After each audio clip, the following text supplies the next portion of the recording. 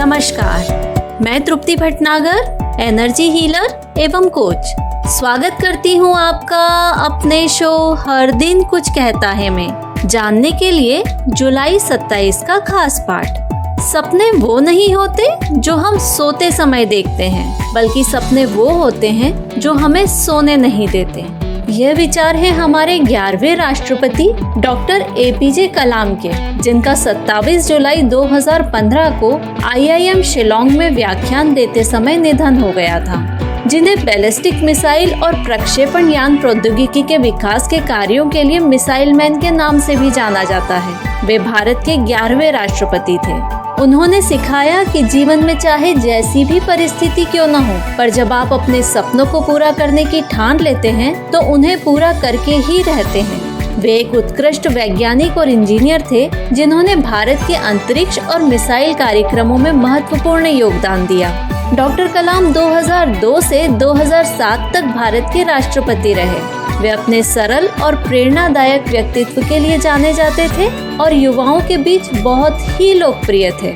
उन्हें प्यार से लोगों का राष्ट्रपति भी कहा जाता था। एक साधारण पृष्ठभूमि से प्रतिष्ठित राष्ट्रपति भवन तक की उनकी यात्रा ने उनकी अदम्य भावना, दृढ़ संकल्प और समर्पण का उदाहरण दिया।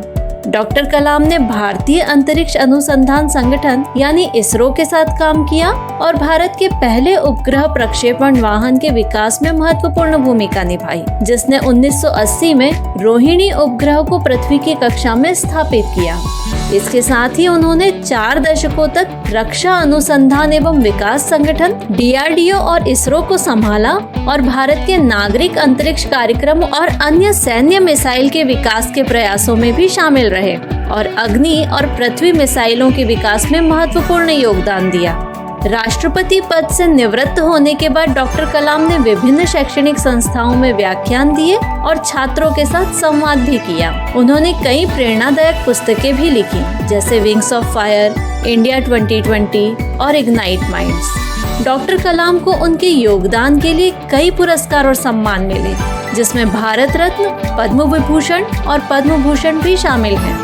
डॉक्टर कलाम हमेशा कहते थे कि उन्हें एक टीचर के रूप में ही याद किया जाना चाहिए और पढ़ाते पढ़ाते ही वे चले गए। प्रेरणा के स्रोत के रूप में उनकी विरासत आज भी जीवित है, जो पूरे भारत में छात्रों और नागरिकों के बीच गूंजती है। और अंत में, क्या आप जानते हैं, 27 जुलाई 1888 को अमेरिकी आविष्कारक फिलिप W. प्रेंट ने बोस्टन में पहली इलेक्ट्रॉनिक तिपहिया साइकिल का प्रदर्शन किया था। इसका वजन 41 किलोग्राम था।